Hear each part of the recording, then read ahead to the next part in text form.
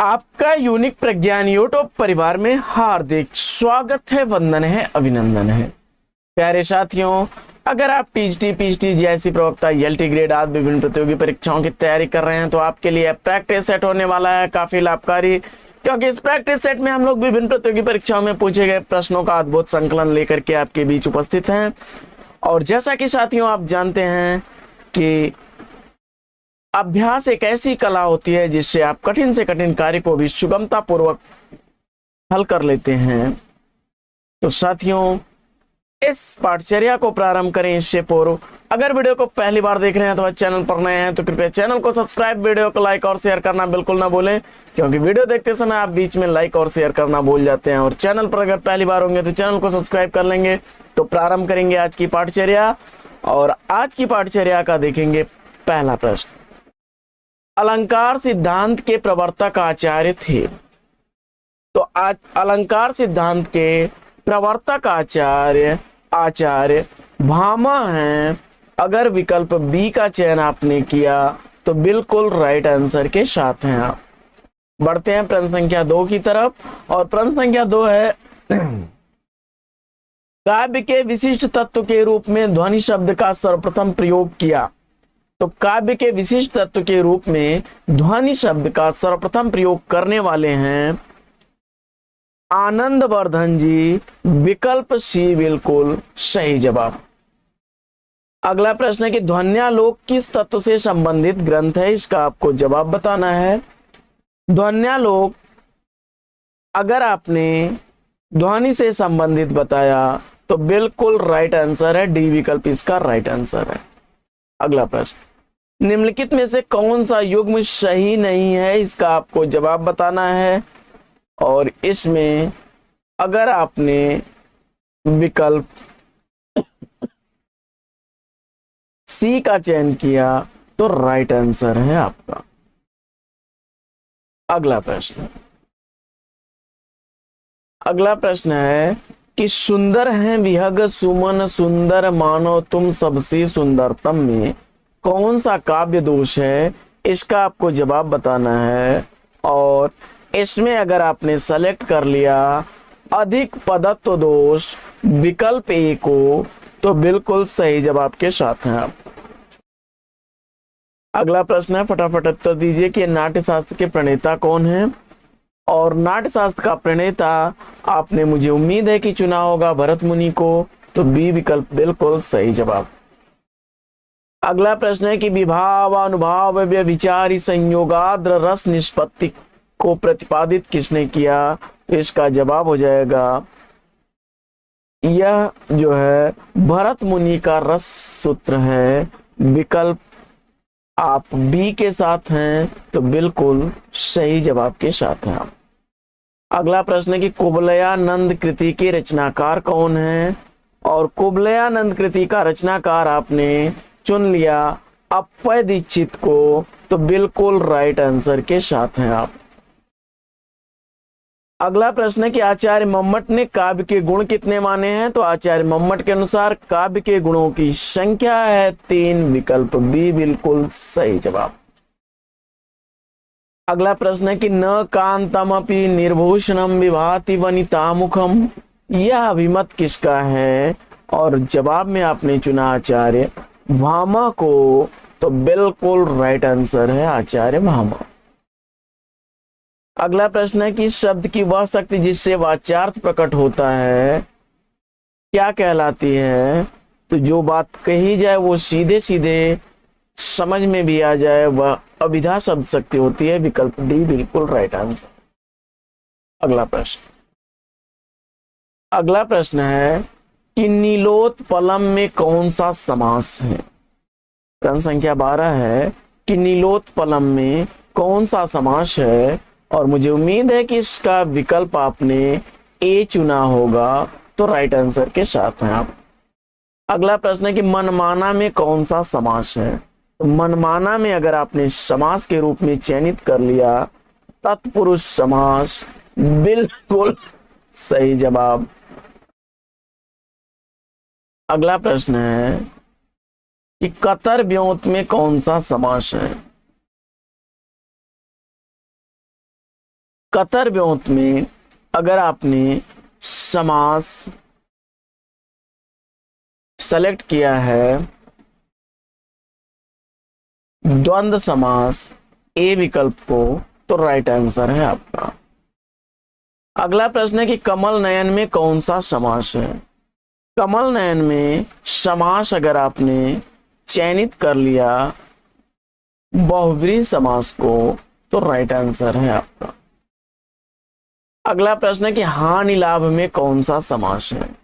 तो हानि लाभ में समास अगर आपने चयनित किया है द्वंद्व समास को, तो बिल्कुल सही जवाब के साथ हैं आप। अगला प्रश्न है कि अनंग शब्द में कौन सा उपसर्ग है। अनंग शब्द में उपसर्ग अगर आपने अन सेलेक्ट किया है विकल्प बी, तो राइट आंसर है आपका। अगला प्रश्न है कि प्रत्युत्पन्न शब्द में प्रयुक्त उपसर्ग कौन सा है। देखिए सारे ही प्रश्न प्रतियोगी परीक्षाओं में पूछे गए प्रश्न हैं, तो इनका अवलोकन आप लोग ध्यान पूर्वक करिए और रिपीट कर लीजिएगा एक बार दो बार इस प्रैक्टिस सेट को, जिससे कि आप इन प्रश्नों को अच्छी तरह से याद कर सकें। तो साथियों, प्रत्युत्पन्न शब्द में उपयुक्त उपसर्ग आपको बताना है और आपने प्रति सेलेक्ट किया, तो बिल्कुल राइट आंसर है आपका। अगला प्रश्न है कि निम्नलिखित में से किस शब्द में तद्धित प्रत्यय लगा हुआ है, और तद्धित प्रत्यय लगे हुए शब्द का चयन अगर आपने कर लिया है कृपालु में, तो बिल्कुल राइट आंसर है आपका। अगला प्रश्न है कि निम्नलिखित शब्दों में एक उपसर्ग का प्रयोग नहीं है, इसका आपको जवाब बताना है, और इस प्रश्न का उत्तर अगर आपने विकल्प ए, विकल्प बी, विकल्प डी को छोड़ करके कुलीन विकल्प सी का चयन किया, तो राइट आंसर के साथ हैं आप। अगला प्रश्न है कि निम्नलिखित शब्दों में से एक उपसर्ग का प्रयोग हुआ है, उसका आपको जवाब बताना है, और प्रश्न संख्या 21 का जवाब अगर आपने चयनित किया विकल्प सी को, तो राइट आंसर के साथ हैं आप। अगला प्रश्न है कि चरण शब्द में कौन सा समास है। चरण शब्द में समास आपको बताना है, और आपने क्षमा करें प्रत्यय आपको बताना है। चरण शब्द में कौन सा प्रत्यय है, तो विकल्प इसका अगर आपने चयनित कर लिया अन प्रत्यय, तो बिल्कुल राइट आंसर है विकल्प डी। अगला प्रश्न है कि निम्न विकल्पों में से उस विकल्प का चयन करें जो उपसर्ग का सही विकल्प नहीं है।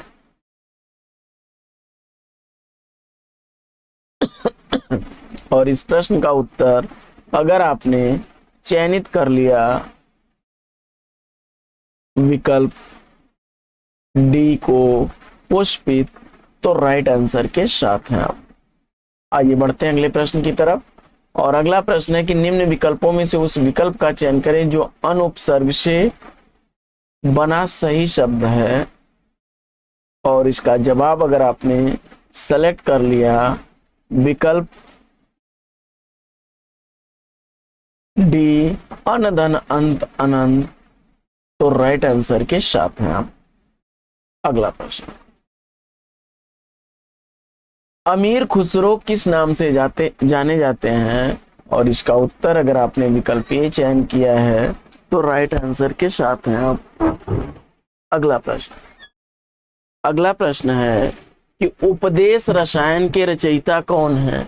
उपदेश रसायन के रचयिता कौन है, और इस प्रश्न का उत्तर अगर आपने चयनित कर लिया है जिनदत्त सूरि को विकल्प ए, तो राइट आंसर के साथ हैं आप। उपदेश रसायन के रचनाकार जिनदत्त सूरि हैं। अगला प्रश्न है प्रश्न संख्या 27, निम्न में से किस कवि को अपभ्रंश का वाल्मीकि कहा जाता है, इसका आपको जवाब बताना है। तो इस प्रश्न का उत्तर अगर आपने चयनित कर लिया है स्वयंभू को, तो सी विकल्प बिल्कुल राइट आंसर है। अगला प्रश्न है कि किस कवि को अभिनव जयदेव के नाम से जाना जाता है? तो अभिनव जयदेव के नाम से जाने जाने वाले हैं विद्यापति जी। विकल्प इसका ए राइट आंसर है। अगला प्रश्न,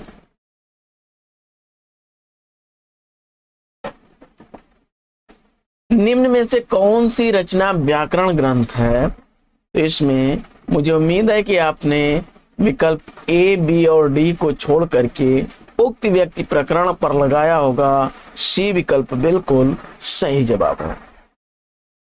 अगला प्रश्न, प्रबंध चिंतामणि कृति के रचनाकार कौन है? और प्रबंध चिंतामणि के रचनाकार आपने मेरुतुंग को चुना, तो डी विकल्प बिल्कुल सही जवाब।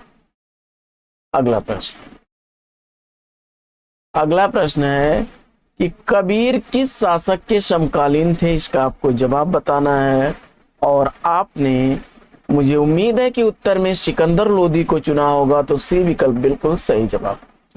अगला प्रश्न है कि आचार्य हजारी प्रसाद द्विवेदी ने वाणी का डिक्टेटर किस कवि को कहा है? और आपने जवाब में बताया कबीरदास को, तो बिल्कुल सही जवाब के साथ हैं आप। अगला प्रश्न है कि निम्नलिखित में से कौन रामानंद की शिष्य परंपरा में नहीं है? तो रामानंद की शिष्य परंपरा में कबीरदास, नरहरिदास और रैदास हैं। विकल्प सी का चयन किया आपने, मलुकदास को, तो राइट आंसर के साथ हैं आप।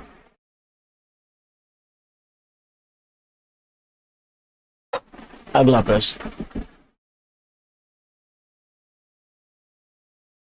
प्रश्न है कि कबीरदास की मृत्यु कहाँ हुई थी? कबीरदास की मृत्यु कहाँ हुई थी? और कबीरदास की मृत्यु अगर आपने सेलेक्ट कर लिया संत कबीर नगर मगहर में, तो बी विकल्प बिल्कुल राइट आंसर है। अगला प्रश्न, संत काव्य नाम किसने दिया? संत काव्य नाम देने वाले कौन हैं? और इस प्रश्न का उत्तर मुझे उम्मीद है कि आपने राम कुमार वर्मा ही सेलेक्ट किया होगा, तो सी विकल्प बिल्कुल सही जवाब है आपका। अगला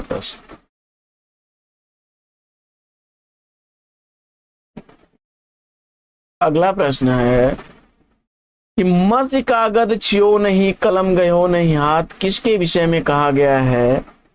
तो मसी कागज छियो नहीं, कलम गयो नहीं हाथ, यह स्वयं के बारे में कबीरदास ने कहा है।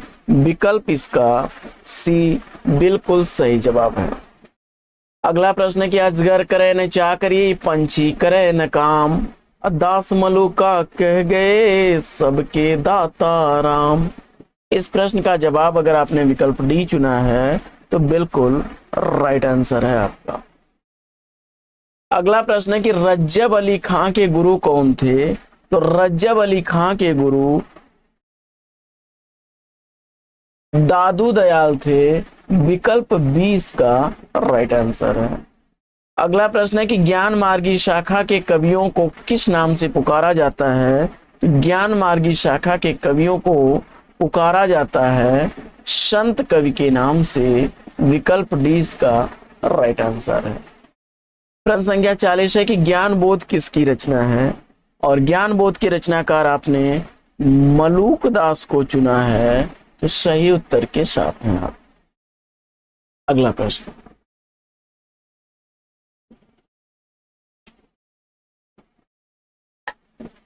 भक्ति विवेक निम्नलिखित में से किसकी रचना है? भक्ति विवेक कृति के रचनाकार आपको बताना है और इस प्रश्न का उत्तर अगर आपने मलुकदास को चुना, तो सही उत्तर के साथ हैं आप। क्षमा करें। निर्गुण ज्ञानाश्रयी शाखा का दूसरा नाम क्या है? तो निर्गुण ज्ञानाश्रयी शाखा का दूसरा नाम है संत साहित्य। विकल्प सी इसका राइट आंसर। अगला प्रश्न है कि कबीर की वाणी का संग्रह बीजक कहलाता है, इसमें कितने भाग हैं? तो साखी, शबद, रामायणी, 3 भाग हैं इसमें, साखी, शबद और रामायणी। अगला प्रश्न है कि संत साहित्य में प्रयुक्त बंक नालिका पर्याय निम्नांकित में से कौन नहीं है? और इसका उत्तर अगर आपने सेलेक्ट कर लिया विकल्प बी तो राइट आंसर के साथ है। प्रश्न संख्या 45 है कि निर्गुण काव्यधारा की प्रवृत्ति क्या है? तो निर्गुण काव्यधारा की प्रवृत्ति रूढ़ियों एवं बाह्य आडंबरों का विरोध है। विकल्प सी इसका सही जवाब है। अगला प्रश्न है कि कबीरदास किस काव्यधारा का प्रतिनिधित्व करते हैं? तो कबीरदास प्रतिनिधित्व करते हैं संत काव्य का। विकल्प ए इसका राइट आंसर है। अगला प्रश्न है कि इनमें से कौन सा कवि संत कवि नहीं है? तो इनमें संत कवि कौन नहीं है? और आपने विकल्प ए, सी और डी को छोड़ करके तुलसीदास को चुना। तो ये राम भक्ति शाखा के प्रमुख कवि हैं, सगुण भक्ति के। विकल्प डी इसका राइट आंसर है। अगला प्रश्न है कि निर्गुण संत कवियों में सर्वाधिक शास्त्रज्ञ और सुशिक्षित कौन थे? और आपने इस प्रश्न का उत्तर अगर सुंदरदास दिया है तो बी विकल्प बिल्कुल सही जवाब। अगला प्रश्न है कि ज्ञानाश्रयी शाखा के प्रमुख कवि कौन हैं? ज्ञानाश्रयी शाखा के प्रमुख कवि इसमें कबीरदास हैं। विकल्प बी बिल्कुल सही जवाब। अगला प्रश्न है कि हरणे वाणी और अंगवधु किसकी वाणी के संकलन हैं? और इस प्रश्न का उत्तर आपने चयनित किया दादू दयाल। विकल्प बी बिल्कुल सही जवाब। अगला प्रश्न है कि संत हृदय नवनीत समाना किसकी उक्ति है? संत हृदय नवनीत समाना यह उक्ति जो है बाबा तुलसीदास की है। विकल्प बी इसका बिल्कुल सही जवाब। अगला प्रश्न है कि चंडी चरित किसकी विशिष्ट साहित्यिक रचना है? और मुझे उम्मीद है कि इस प्रश्न का उत्तर आपने चयनित किया होगा गुरु गोविंद सिंह। विकल्प ए तो राइट आंसर के साथ है। अगला प्रश्न है कि निम्नलिखित में से संत काव्य परंपरा के अंतर्गत न आने वाले कवि कौन हैं? तो इसमें कबीरदास, नानक और दादू दयाल हैं, जबकि नंददास नहीं है। तो डी विकल्प इसका राइट आंसर। इनमें से कौन सा कथन असत्य है? तो ज्ञानाश्रयी शाखा के कवि निराकार की उपासना करते थे, यह तो सत्य कथन है। कबीर संत कवि है, यह भी सत्य है। और तुलसीदास प्रभु जी तुम चंदन हम पानी, यह रैदास की पंक्ति है। लेकिन संत तुलसीदास ज्ञानाश्रयी शाखा के नहीं बल्कि राम भक्ति शाखा के सगुण उपासक हैं। तो विकल्प डी के साथ आप उत्तर पे हैं, तो बिल्कुल राइट आंसर है आपका। अगला प्रश्न है कि नीमा किस कवि की माता का नाम था? तो नीमा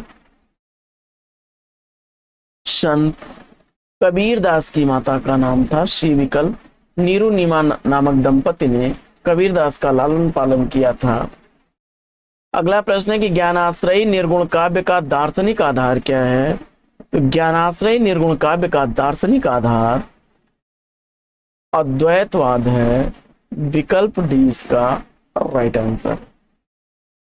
अगला प्रश्न है कि निम्नलिखित कवियों को उनके रचनाकारों के साथ सुमेलित करना है आपको। तो फटाफट इसको मिलान कर लेते हैं हम लोग। इसमें जपूंजी आपकी जो है यह नानक की रचना है। और बरवै नायिका भेद आपका जो है यह रहीमदास की रचना है। बैराग संदीपनी तुलसीदास की रचना है। जबकि रस मंजरी नंददास की रचना है। तो इसका विकल्प बनेगा 5, 3, 4, 1। अगला प्रश्न है कि रैदास किस धारा एवं शाखा के कवि हैं? इसका आपको जवाब बताना है। और इस प्रश्न का उत्तर अगर आपने चयनित कर लिया निर्गुण काव्यधारा ज्ञानाश्रयी शाखा, विकल्प बी सही जवाब है आपका। अगला प्रश्न है कि कबीर को मानवतावादी कवि क्यों कहा जाता है? तो इस प्रश्न का जवाब हो जाएगा कि उन्होंने मानव मानव में भेद न करते हुए सबके उत्थान की बात की है। सी विकल्प इस प्रश्न का सही जवाब है। अगला प्रश्न है कि साहित्य लहरी के रचनाकार कौन है? तो साहित्य लहरी कृति के रचनाकार आपने चयनित कर लिया सूरदास को। सही जवाब के साथ हैं आप। अगला प्रश्न है कि प्रेम मार्गी कवि इसमें कौन नहीं है? और इस प्रश्न का उत्तर आपने चयनित कर लिया सूरदास को। यह कृष्ण काव्य परंपरा के प्रमुख कवि हैं। तो विकल्प ए इसका सही जवाब है। जबकि मुल्ला दाऊद मंजन और मलिक मोहम्मद जायसी प्रेम मार्गी कवि हैं। अगला प्रश्न है कि पद्मावत क्या है? तो पद्मावत एक ट्रेजेडी काव्य है। विकल्प ए इसका राइट आंसर है। अगला प्रश्न है कि कहरनामा के रचनाकार कौन है? और आपने कहरनामा का लेखक जायसी को बताया। सही जवाब के साथ है। चित्रावली किसकी रचना है? और इसका जवाब अगर आपने उस्मान विकल्प ए को चुना तो राइट आंसर है। पद्मावत किस विधा की रचना है? प्रश्न संख्या 65। और इसका जवाब आपने प्रबंध काव्य जायसी की रचना है। तो राइट आंसर के साथ है आप। मधुमालती के रचनाकार कौन है? और मधुमालती मंझन की कृति है। विकल्प ए इसका सही जवाब। इसी तरह से अखरावट काव्य कृति के रचयिता कौन है? और अखरावट काव्य कृति के रचनाकार आपने चयनित कर लिया विकल्प ए मलिक मोहम्मद जायसी को। तो राइट आंसर है आपको। अगला प्रश्न है कि भक्तिकालीन सूफी काव्यधारा की विशेषताओं के संदर्भ में निम्नलिखित में से एक विशेषता गलत है। उस गलत विशेषता का चयन कीजिए। तो प्रश्न संख्या 68 का जवाब अगर आप चयनित कर रहे हैं कि गलत विशेषता आपको बतानी है, यानी जो कथन सही नहीं है, तो इसमें देखिए विकल्प आपका ए जो है यह राइट आंसर है। अगला प्रश्न है कि निम्नलिखित में से किस कवि ने सिर्फ अवधी भाषा में रचना की? तो जवाब हो जाएगा मलिक मोहम्मद जायसी। अगला प्रश्न है कि हिंदी भाषा में रचना करने पर सूफी कवि को मुसलमानों का उपलम्ब सुनने को मिला। तो जवाब हो जाएगा वो इसका नूर मोहम्मद। विकल्प डी इसका राइट आंसर है। अगला प्रश्न है कि कयामत का वर्णन जायसी द्वारा काव्य रचित किस काव्य में हुआ है? और आपने उत्तर बताया विकल्प बी आखिरी कलाम। तो सही उत्तर के साथ हैं आप। अगला प्रश्न है कि मोहिका हंसेस की पोह रही किसने कहा है? तो यह जो है मलिक मोहम्मद जायसी ने शेर शाह से कहा था। विकल्प सी इसका राइट आंसर है। अगला प्रश्न है कि हिंदी के प्रथम सूफी कवि कौन हैं? और इसका जवाब अगर आपने मुल्ला दाऊद चुना है, सही जवाब के साथ हैं आप। अगला प्रश्न है कि मुल्ला दाऊद की भाषा क्या है? तो मुल्ला दाऊद की जो भाषा है वह अवधी ठेठ अवधी है। विकल्प डी इसका राइट आंसर है। अनलहक मैं ही ब्रह्म हूं की घोषणा किसने की? तो जवाब हो जाएगा विकल्प बी मंसूर ने। अगला प्रश्न है कि कुतुबन के गुरु का नाम क्या था? और उत्तर में अगर आपने चयनित कर लिया शेख बुहरान, तो इसका राइट आंसर हो जाएगा विकल्प डी। अगला प्रश्न है कि सूफी कवियों का सबसे प्रिय अलंकार क्या है? तो सूफी कवियों का सबसे प्रिय अलंकार जो है वह समासोक्ति है। विकल्प 20 का राइट आंसर है। रस रतन के रचनाकार कौन है? और इसका जवाब आपने पुंकर को चुना, तो बी विकल्प बिल्कुल राइट आंसर है। अगला प्रश्न है कि इनमें से कौन सी कृति मलिक मोहम्मद जायसी की अक्षय कृति के आधार पर रची गई है? क्षमा करें, कौन सी कृति जायसी की अक्षय कृति के आधार पर रची गई है? और इस प्रश्न का जवाब मुझे उम्मीद है कि आपने चुना होगा पद्मावत को, तो राइट आंसर है आपका। अगला प्रश्न है कि सूफी काव्य पद्धति का अंतिम ग्रंथ कौन सा है? और इसका जवाब देखिए, इसमें मतभेद है। कुछ लोग यूसुफ जुलेखा को भी मानते हैं और कुछ लोग इंद्रावती को। तो यहाँ पर विकल्प हम लोग डी के साथ जा रहे हैं, बाकी आप कमेंट्स करके बताइएगा। तो आज की पाठचर्या में साथियों लेंगे यहीं पर विराम। वीडियो अगर अच्छा लगा हो तो वीडियो को लाइक और शेयर कर दीजिए। चैनल पर पहली बार हैं तो चैनल को सब्सक्राइब कर लीजिए। तो फिर मिलते हैं आपसे अगले वीडियो में एक नए प्रकरण, एक नए टॉपिक, एक नए अंदाज में। तब तक के लिए लेंगे आपसे विदा। आपका जीवन मंगलमय हो। Best wishes, best of luck. जय हिंद साथियों।